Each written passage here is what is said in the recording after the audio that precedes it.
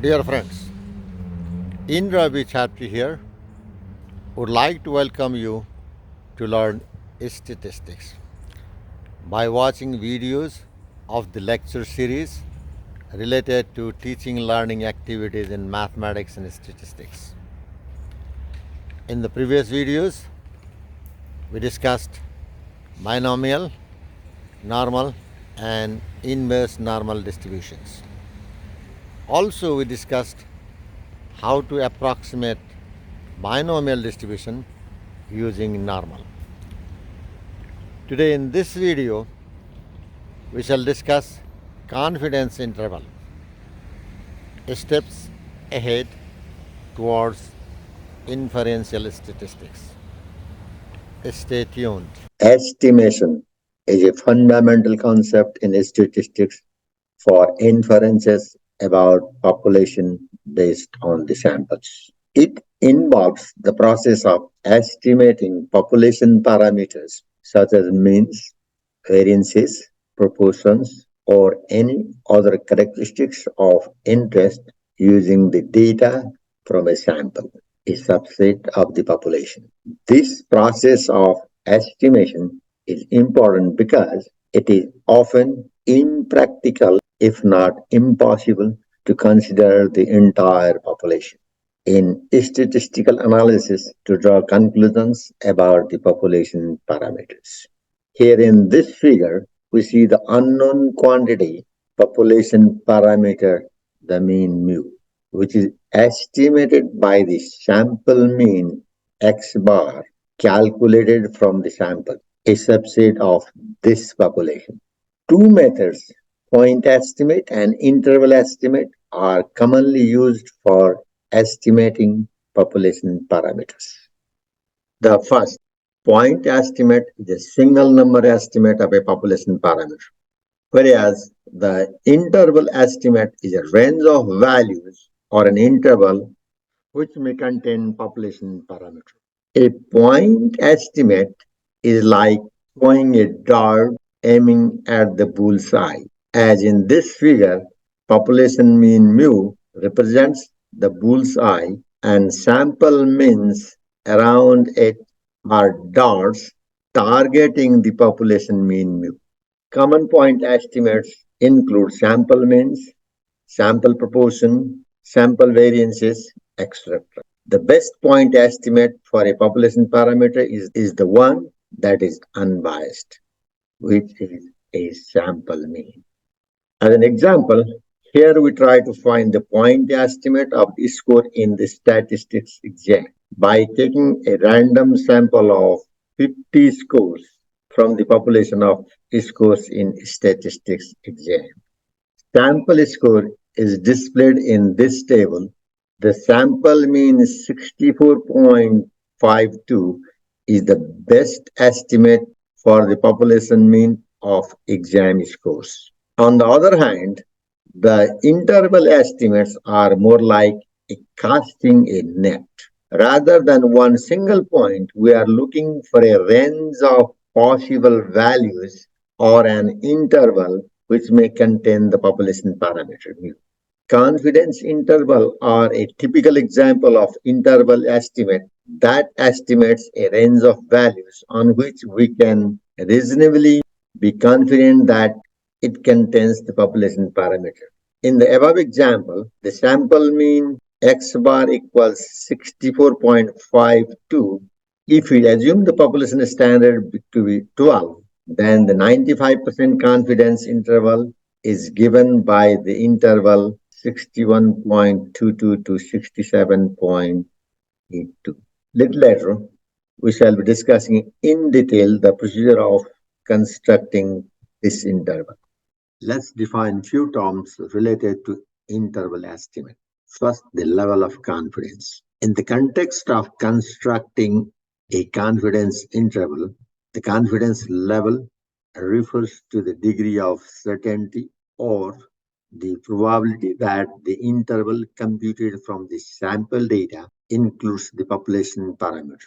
It is commonly denoted by the letter C, which equals 1 minus alpha, where alpha is the level of significance. For example, for a 95% confidence interval, the level of confidence C equals 0.95.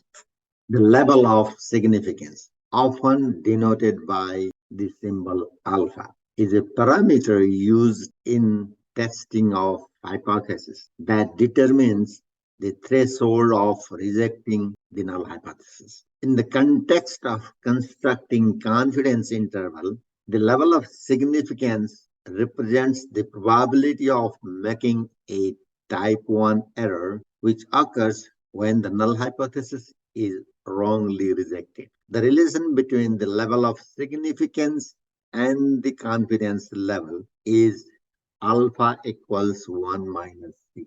For example, if C equals 0.95, the alpha equals 0.05. Let's define confidence interval. A confidence interval in the realm of inferential statistics is a range of values that is computed from sample data and used to estimate the true value of an unknown population parameter. It is associated with a specified level of confidence C. A confidence interval is characterized by a lower bound L and an upper bound U, which are constructed based on the data and the chosen level of confidence C.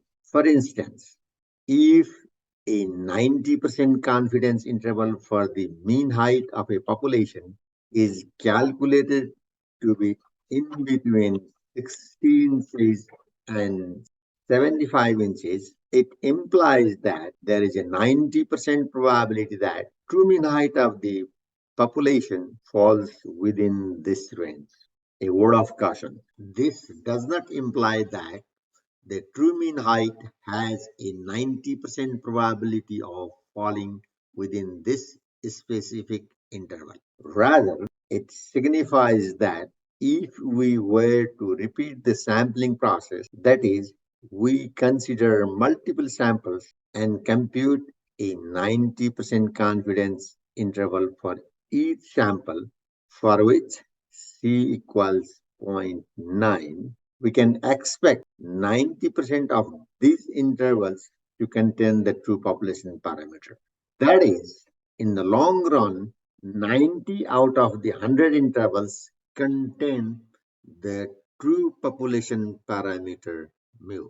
Here in this figure on the right, 9 out of 10 intervals contain the true population parameter mu.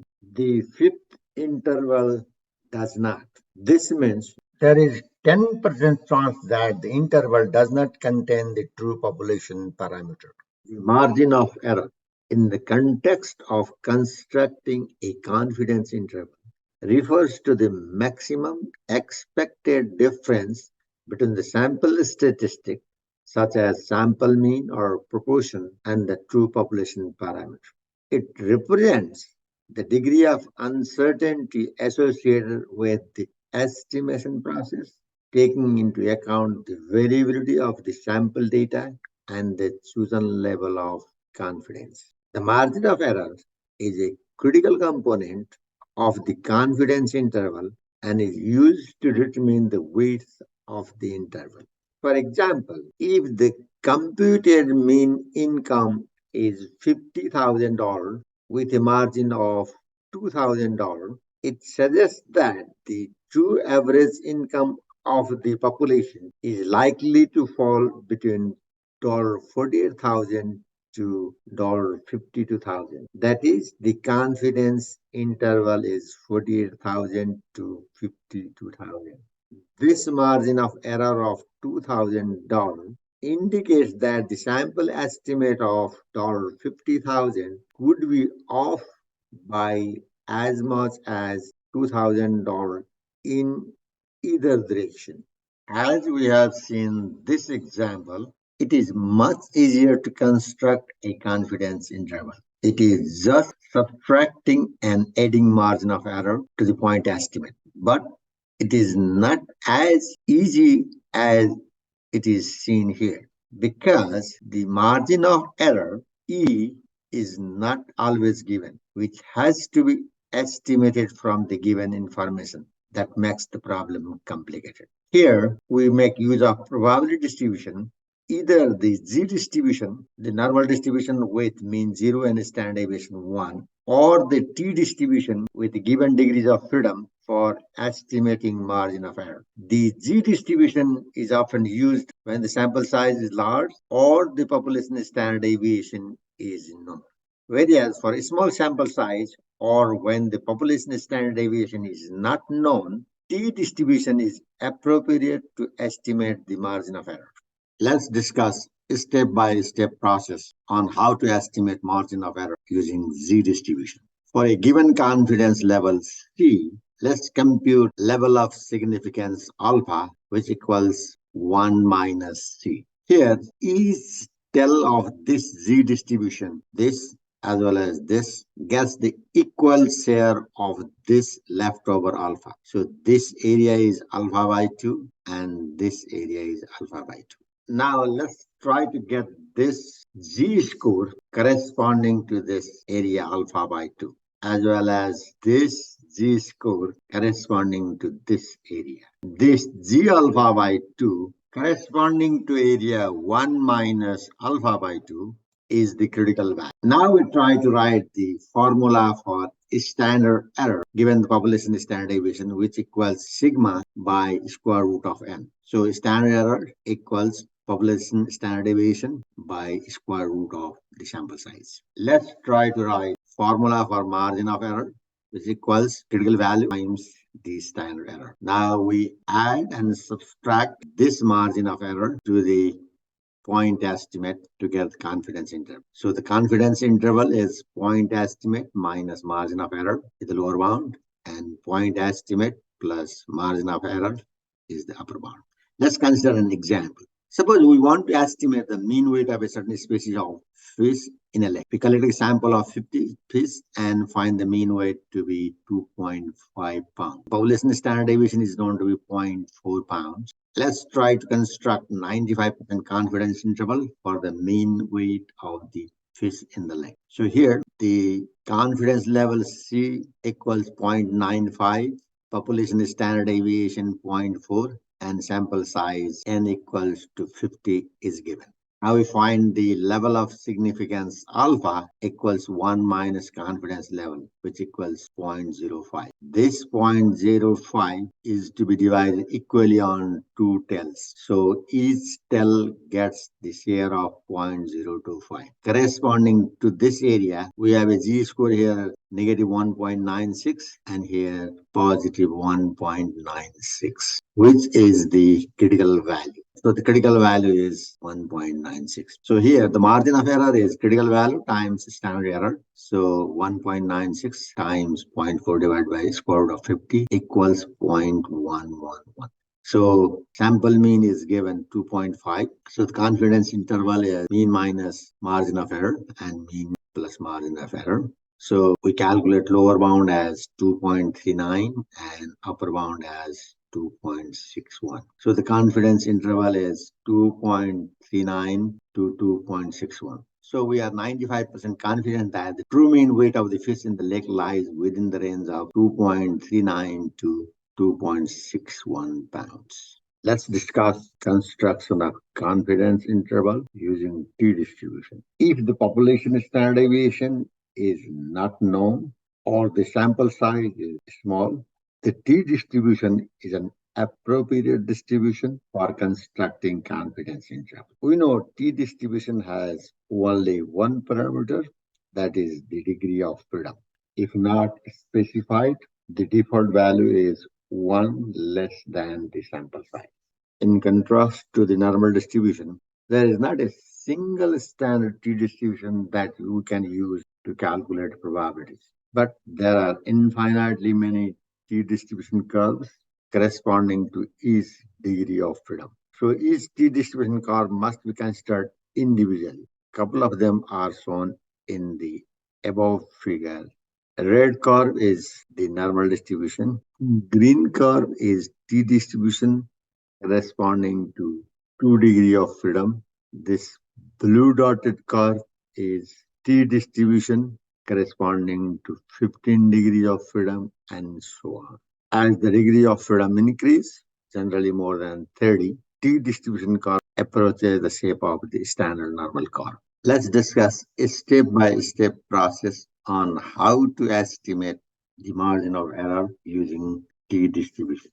For a confidence level C, let's compute the level of significance alpha which equals 1 minus C. This significance level alpha is divided equally on these two tails. Each gets the share of alpha by 2. Corresponding to this alpha by 2, we read the t-score here negative t alpha by 2 and corresponding to area 1 minus alpha by 2 here t alpha by 2. We read this t-score from the t-table or calculate using technology. Then we write the formula for standard error SE, which equals S by root n. That is, S is equal to S divided by root n, where S is the sample standard deviation and n the sample size. Now let's write the formula for margin of error, which equals critical value t alpha by 2 times the margin of error. Once we get the margin of error, we can write the confidence interval as point estimate minus margin of error, lower bound, and point estimate plus margin of error, the upper bound. Let's consider an example. A sample of 10 patients with diabetes have their body mass index measured. The mean is 27.26 and the standard deviation 2.1. Construct a 90% confidence interval for the mean BMI among the patients free of diabetes. Here the given information, confidence level is 0.9, then corresponding significance level alpha is 0.1, sample size 10, gives the degree of freedom 9, mean value x bar 27.26, and the standard deviation 2.1. The critical value corresponding to confidence level 0.9 from the t-distribution corresponding to 9 degree of freedom and the area 0.95, here the value is 1.833. This is the critical value. And the margin of error, critical value times sample standard deviation divided by the square root of sample size equals 1.217. The sample mean given as 27.26. So the lower bound of the confidence interval is 26.043 and the upper bound of the confidence interval is 28.477. Hence, we have 90% confidence interval as 26.04 to 28.48. Therefore, the 90% confidence interval of true mean BMI lies within the range of 26.04 to 28.48 pounds.